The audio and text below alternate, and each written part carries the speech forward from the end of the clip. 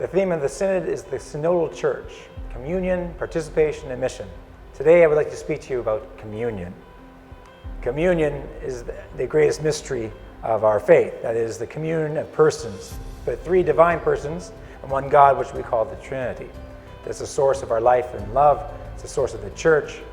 And this is precisely the mystery which we are invited into. This mystery is seen in the way we've been created. We are created in the image and likeness of God, male and female. Our very bodies, John Paul II said, has a spousal meaning. That is, our bodies can communicate this very love of God.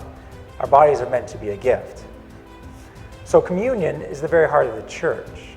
We're called to live this and manifest this mystery. In fact, the church is a sign and instrument of the very communion of God. But then why are there divisions? Our experience says otherwise, right? There's sometimes broken relationships, broken families. There's difficulty forgiving people. Well, divisions comes from sin. Sin breaks our relationship with God.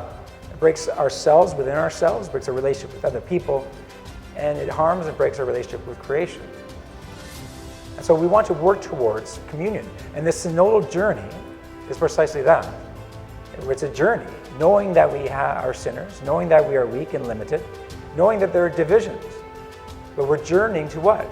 To that eternal communion of God, together, healing relationships, working together, discovering a gift in my brother and sister that perhaps I didn't discover before. John Paul II also reminded us that if we want communion, the programs of communion, the events of communion won't work unless we have a spirituality of communion.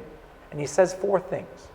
The first one, he says, above all, we need the heart's contemplation of the Trinity dwelling in each one of us. We must be able to see the Trinity dwelling in our neighbor. And from that, we see their dignity and the source of their giftedness and beauty.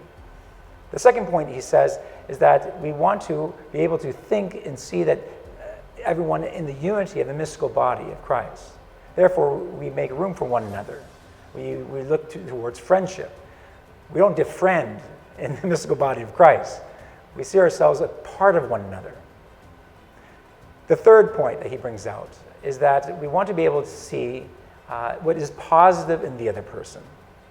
Not jaded by prejudice or rash judgments or past wounds, but the ability to see that which is positive even in someone who may be walking with an imperfection. So we see their gift. And not only do we see their gift that they have for them, but we see it as a gift for me, because we are part of one another. And lastly, John Paul II says that this spirituality of communion means that we are ready to carry the burdens of one another. We are well disposed to carry the troubles or the imperfections of our brothers and sisters, far from having an attitude of unhealthy competition or jealousy or distrust, but rather we patiently endure, perhaps the wounds or the personalities that are difficult of my brother and sister. And they very often do for us as well. With these four gifts, or four aspects of the spirituality of communion, if we walk this synodal journey correctly, we'll see these four aspects growing. As we journey together, let's journey together with a greater attentiveness of the Trinity dwelling in each one of us. A greater attention that we are united in the mystical body of Christ and called to be friends. Let's grow in the ability to see the gift in my brother and sister, not only a gift for them, but a gift for me. And let's also be willing to carry the burdens of our brothers and sisters. If we do these four things, and we see ourselves growing in these four gifts of the spirituality of communion, it's a sure sign that we are truly walking the synodal journey. May Almighty God bless you, the Father, and the Son, and the Holy Spirit.